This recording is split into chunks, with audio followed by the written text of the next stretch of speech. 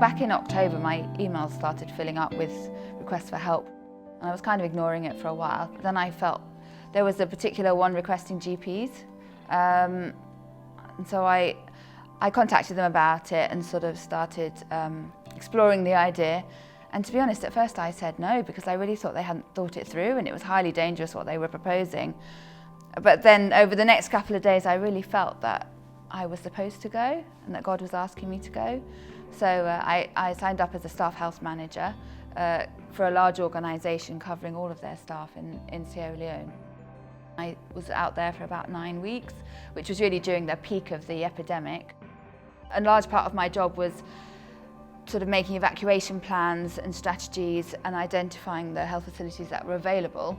But my basic message to all new staff that arrived was, don't get sick, because there's really nothing here. If you break your leg, if you get malaria, the hospitals weren't really functioning.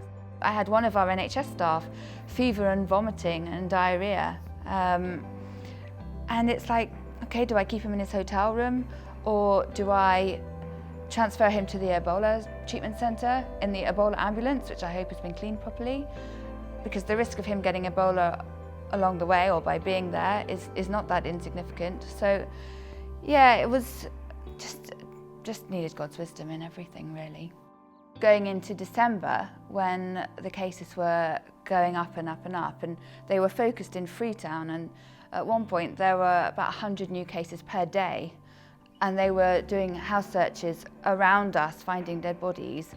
And there are a couple of songs that I just used to sing. One is "You Make Me Brave," and it talks about how God is for us and not against us.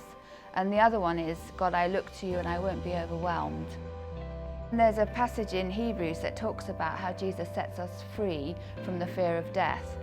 And I'm not afraid of dying. I'm quite excited about going to heaven, really.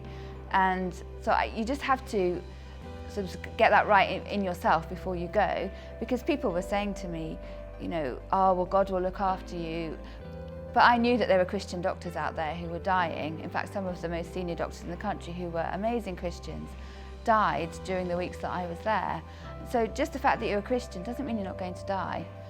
So I just trusted my life into God's hands, and yeah, that He would look after me.